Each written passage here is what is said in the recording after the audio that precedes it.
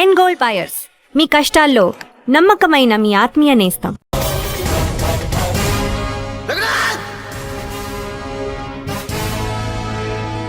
ఏంట్రా ఏమైంది?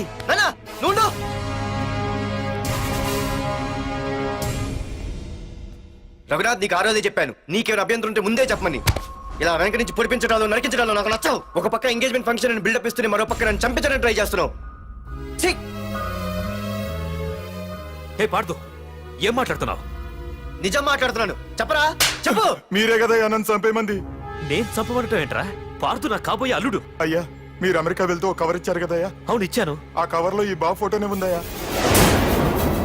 ఏంటి, పార్దు ఫోటో ఉందా? అవునయ్యా. ఏయ్, మళ్ళీ కొత్త నాటకమా? నాటకం ఏంట్రా నాటకం? నీకు ప్రకాష్ కు గొడవలు ఏమైనా ఉన్నాయా? వాడెవడు? హైదరాబాద్ సిటీ మొత్తాన్ని కను సైకిల్తో శాసించే కింగ్ మేకర్ ప్రకాష్. ప్రతి ఏరియాలోనూ వాడికి బ్రాంచులున్నాయి. ఇక్కడ వాడికి ఏమైనా పనులుంటే నేను చేసి పెడతాను, అక్కడ నాకేమైనా పనులుంటే వాడు చేసి పెడతాడు.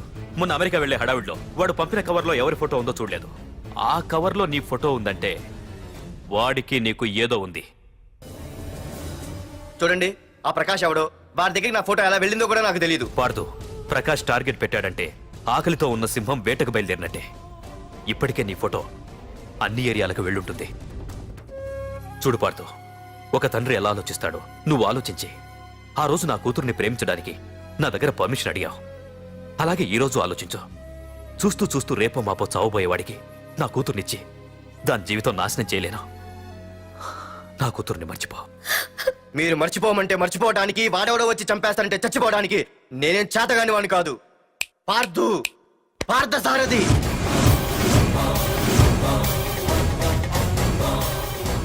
నేను మామూలుగా దేనికి ఫిక్స్ అవ్వను. వన్స్ ఫిక్స్ అయ్యానంటే ఎవ్వడడ్డొచ్చినా డ్రాప్ అవ్వను. నేనే హైదరాబాద్ వెళ్తా, ఆ ప్రకాష్ ఎవడు వాడి సంగతి ఏంటో తేల్చుకుని వస్తా. మాధురి, పెద్దలు నిర్ణయించిన ముహూర్తానికి ఈ నెల 28వ తారీఖు రాత్రి 9:29 సింహాచలం గుళ్ళో మన పెళ్లి. ఇందులో ఏ మార్పు ఉండదు.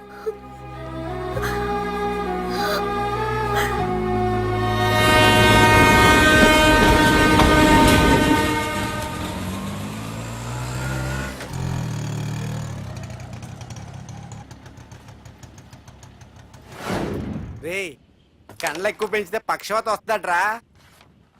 ఏరా మామా, ఏంటి మళ్ళీ సస్పెండ్ అయ్యావా? సస్పెండ్ అయితేనే కదా హైదరాబాద్ వచ్చేది. ఏంట్రా అలా ఉన్నావు? ప్రకాష్ అంటే ఎవడ్రా? వాడెందుకురా ఇప్పుడు? నన్ను చంపడానికి ట్రై చేస్తున్నాడు. వాడు నిన్ను చంపడానికి ట్రై చేయటం ఏంట్రా? అదే నాకు అర్థం కావట్లేదు. ఒరేయ్, ఆ రోజు మార్కెట్ లో కొట్టావు చూడు, వాళ్ళు ప్రకాష్ మనుషులేరా? ఇవన్నీ వాళ్ళకి మామూలేరా. కొడతారు, కొట్టించుకుంటారు, చంపుతారు, చేస్తారు. అంతెందుకు, మన స్టేషన్కి వెళ్ళే దారిలో రోడ్డు పక్కన ఆ ప్రకాష్ తమ్ముని ఎవరో చంపి పడేశారు తెలుసా? పేపర్లో కూడా పడింది. రే, ఆ పేపర్ ఉందా?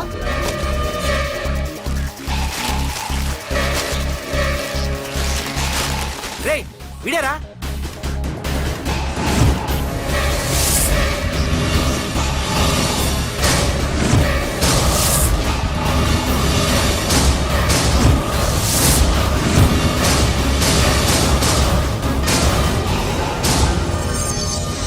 ఆ రోజు మా నాన్న ఫోన్ రాగానే నేను వైజాగ్ వెళ్ళటానికి స్టేషన్కి బయలుదేరాను.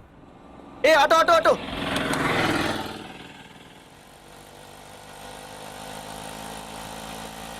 ఈడిని మాత్రం వదలకూడదు.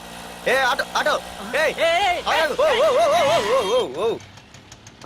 బాబు, రైల్వే స్టేషన్కి వస్తావా? సవారీ ఉంది సార్. వీడు సవారీ. Sorry sir. సార్, మీరు ఎక్కడ దాకా వెళ్తున్నారు సార్? ఈస్ట్ మారేడుపల్లి. సార్, కొంచెం స్టేషన్ దాకా లిఫ్ట్ ఇస్తారా? నా ట్రైనింగ్ టైం అవుతుంది. సరే ఎక్కు. Thank you sir. సార్, మీ పేరేంటి సార్? రైల్వే స్టేషన్కి వెళ్ళడానికి పేరు అవసరం లేదనుకుంటా. ఏదో కొంచెం టైం పాస్ కావాలి కదా. నీ పేరేంటి? నా పేరు పార్థు. రామ్, జానకి రామ్. సార్, మీరు ఏం చదువుతున్నారు సార్? Second class. పెద్ద తర్వాత ఏమనుకుంటున్నారు? ఏపీజే అబ్దుల్ కలాం. అబ్బో, ఎవరైనా డాక్టర్ ఇంజనీర్ అవ్వాలనుకుంటారు. మీరేం సార్ ఏకంగా రాష్ట్రపతి పోస్ట్ కి ఎసరు పెట్టారు? అంతకన్నా పెద్ద పోస్ట్ ఉందా?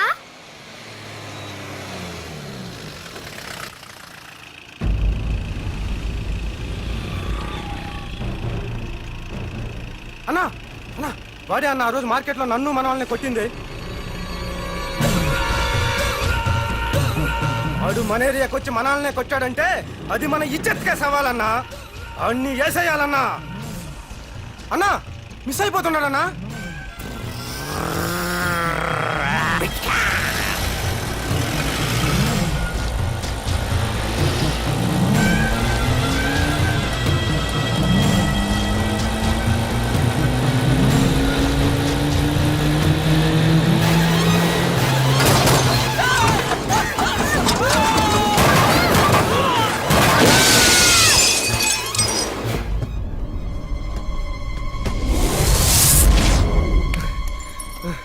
చిన్న రే చిన్న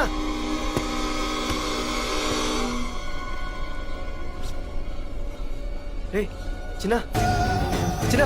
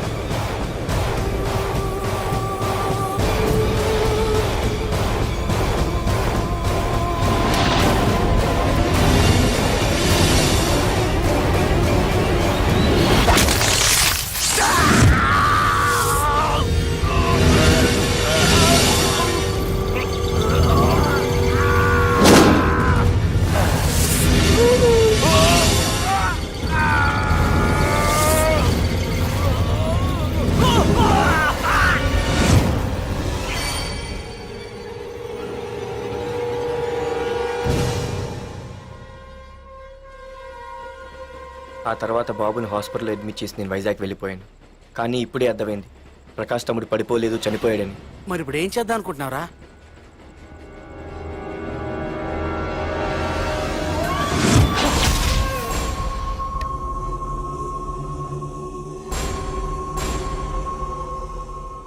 బాగున్నాడు కదరా కుర్రాడు. అవనా చాలా స్మార్ట్గా ఉన్నాడు.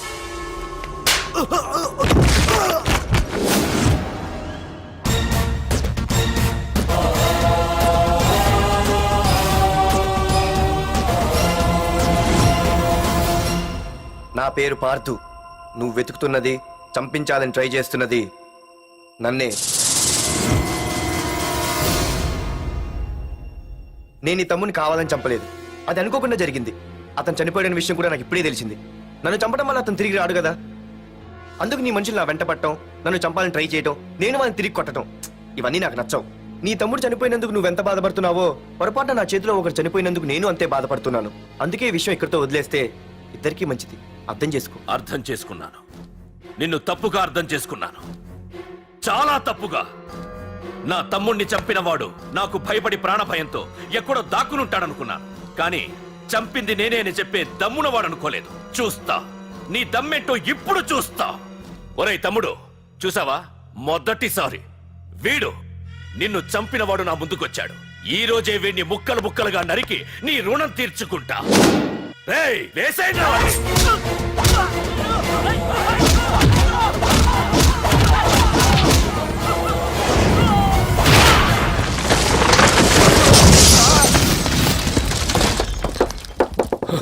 రే ప్రకాష్, నాకు సైలెన్స్ అన్నా వైలెన్స్ అన్నా అస్సలు నచ్చవు. పొర్రపాటున మొదలు పెట్టానంటే కథలు కథలుగా చెప్పుకుంటారు.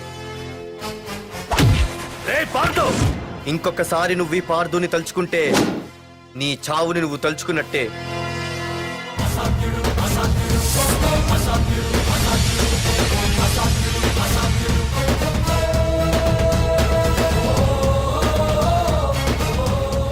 మా బామ్మ పిడుగు శబ్దం వినాలి కానీ చూడకూడదనేది.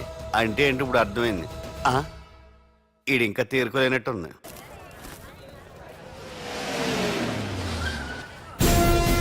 ఎక్కడి నుంచి వస్తున్నావు?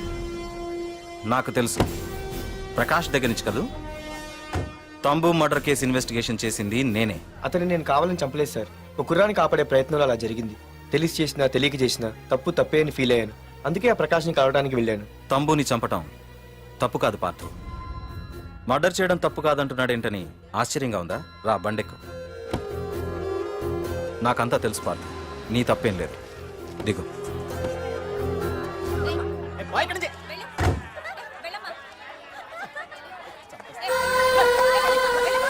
ఆమె ఎవరో తెలుసా? నాకంటే ముందు నా పోస్టులో ఉన్న పోలీస్ ఆఫీసర్ భార్య. తన కళ్ళ ముందే తన భర్తని ఆ తంబుగాడు అతి దారుణంగా నరికి చంపేశాడు. అది చూసి ఆవిడ పిచ్చిదైపోయింది.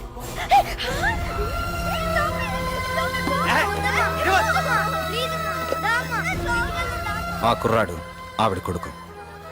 చదువుకుంటూ ఆడుకోవాల్సిన వయసులో తన పిచ్చి తల్లిని జాగ్రత్తగా చూసుకోవడానికి రోడ్డున పడ్డాడు. ఆ పెద్దాయన్ని చూడు. 6 సంవత్సరాల క్రితం తన కూతురి పెళ్లి కోసం బట్టలు కొనడానికి కూతురుతో పాటు సిటీకి వచ్చాడు. తంబుగాడు ఆ అమ్మాయిని ఎత్తుకుపోయాడు. ఆ రోజు నుంచి ఈ రోజు వరకు తన కూతురు ఉందో లేదో తెలియకపోయినా ఎప్పటికైనా తిరిగి ఇవ్వకపోతారా అన్న చిన్న ఆశతో ఈ సిటీలో ఉండిపోయాడు. వీళ్లే కాదు పార్థు, ఒక్కసారి అటు చూడు. పశువులు కూడా ఉండలేని ఈ మురికి నీళ్ల పక్కన వీళ్ళెందుకుంటున్నారో తెలుసా? ఆ ప్రకాష్ గాడు తన తమ్ముడి పేరు మీద మల్టీప్లెక్స్ కట్టడానికి వీళ్ళుండే ఇళ్లని ఖాళీ చేయించి తన సొంతం చేసుకున్నాడు. వాణ్ణి ఎదిరించలేక, వేరే దారి లేక వీళ్ళంతా ఈ దుర్భరమైన జీవితాన్ని గడుపుతున్నారు. ఇప్పుడు చెప్పు పార్థు, తంబుని చంపడం తప్పని ఇంకా నువ్వు ఫీల్ అవుతున్నావా? నువ్వు అడగచ్చు, ఇన్ని జరుగుతుంటే మీరేం చేస్తున్నారని. మా అధికారమే మాకు అడ్డమైంది. ప్రకాష్ గారిని టచ్ చేస్తే చాలు మినిస్టర్స్ నుంచి ఫోన్ కాల్స్, ఒక్కడుగు ముందుకేస్తే చాలు వెనక్కి రమ్మని హైకమాండ్ నుంచి ఆర్డర్స్. నా దృష్టిలో ప్రకాష్ని అరెస్ట్ చేయకపోవడం ఎంత తప్పో నిన్ను అరెస్ట్ చేయడం కూడా అంతే తప్పు. ఇదిగో నీ పర్స్. తంబు డెడ్ బాడీ దగ్గర దొరికింది. పార్థు, నిశ్చింతగా ఊరెళ్ళి నువ్వు ప్రేమించిన అమ్మాయిని పెళ్లి చేసుకుని హ్యాపీగా ఉండు. చూడు, నిన్ను నువ్వు రక్షించుకోవడానికి ఆ ప్రకాష్ని గాని వాడి మనుషుల్ని కానీ ఏమైనా చేయి. నీ వెనక నేనున్నాను. Wish you all the best.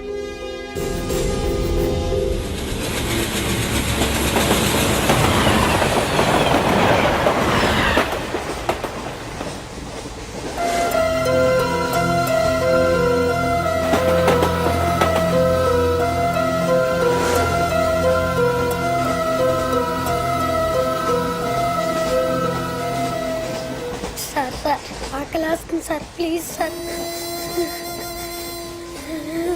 అమ్మ ఆకలి వస్తుందమ్మా. Sir please sir.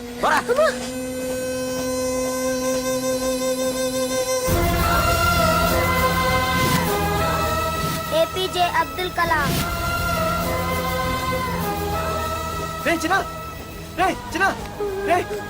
ఏంద్రా నీకు?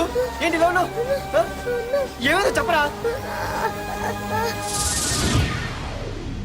చెప్పు.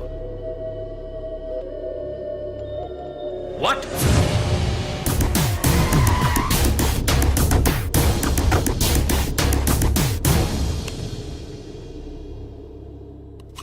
అన్నా, తమ్ముడిని చంపింది వరదరాజులు కాదన్నా, ఓ కాలేజీ కుర్రాడు. ఎవడ్రా? ఎక్కడ ఉంటాడు వాడు? చెప్పు. పేషెంట్ ని డిస్టర్బ్ చేయకండి. అతను ఇప్పుడే కోమా నుంచి కోలుకున్నాడు. చనిపోయే ప్రమాదం ఉంది. రే, నా తమ్ముడు ఆల్రెడీ చచ్చిపోయాడు రా. వెళ్ళు. చెప్పు. అన్నా, ఆడెక్కడ ఉంటాడో తెలియదు కానీ ఆడితో పాటు ఆ స్కూల్ కుర్రాడు కూడా ఉన్నాడన్నా. రే, వీడిని బండి ఎక్కించండి. అలాగేనా?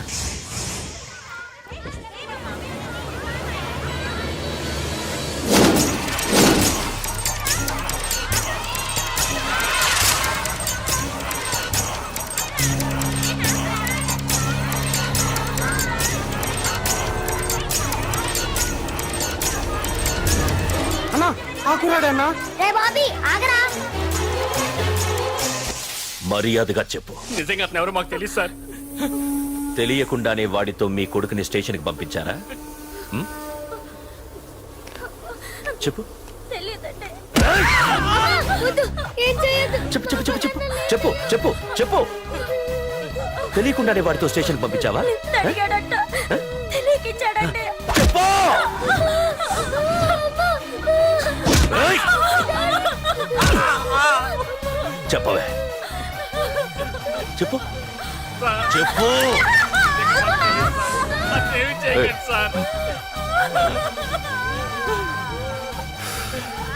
ఇప్పుడు చెప్తా చెప్పు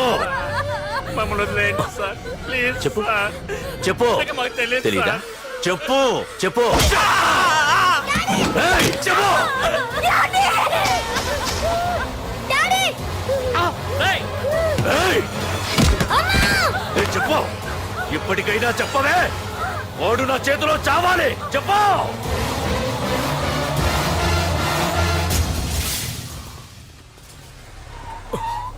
సార్ వాడి గురించి ఇన్ఫర్మేషన్ తెలిసింది సార్ ఇది వాడి ఫోటో అన్నా వీడే నా తమ్ముడు చంపింది వీడే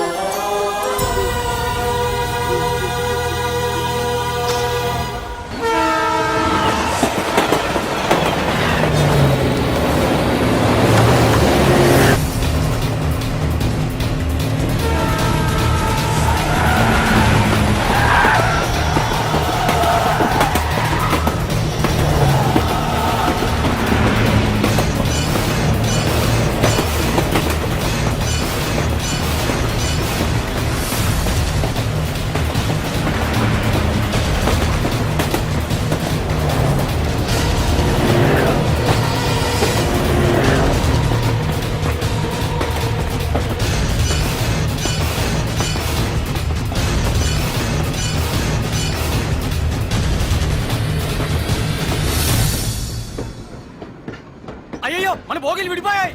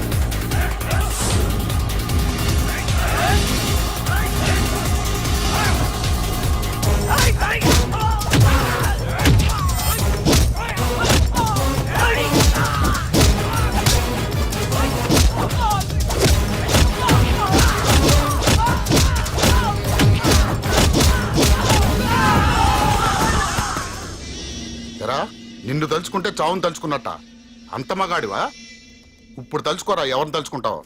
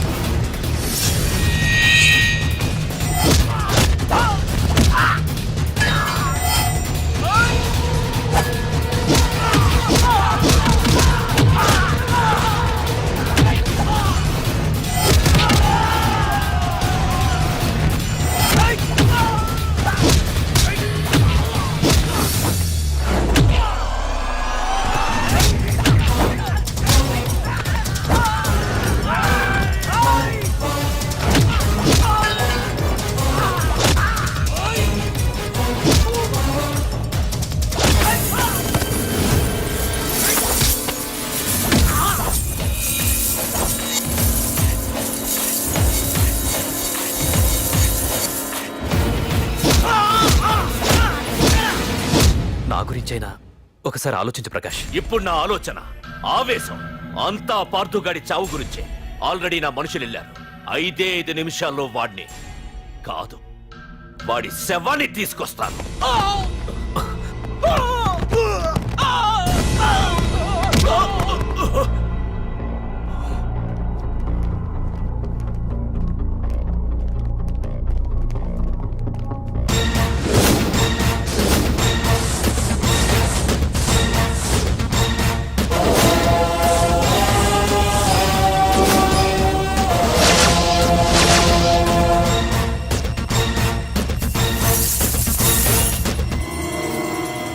పార్థు, రేయ్, నువ్వు జీవితంలో ఏ తప్పైతే చేయకూడదు అదే చేశావు.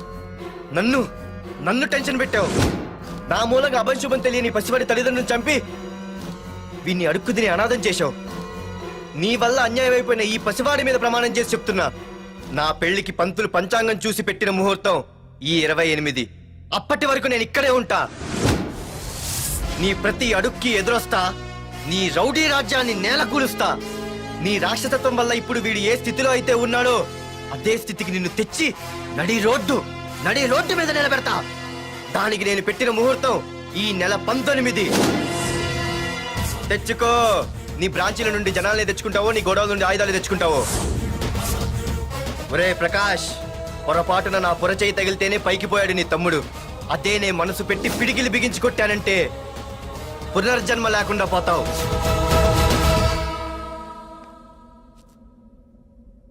మళ్ళీ చెబుతున్నా, నేను ఒంటరి. నీ మనుషులు 100లైనా 1000లైనా ఏరి పారేస్తా.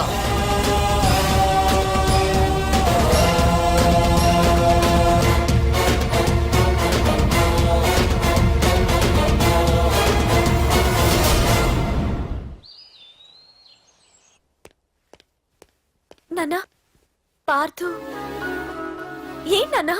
నేను ఇంత టెన్షన్ పడుతుంటే నువ్వే మాట్లాడవేంటి?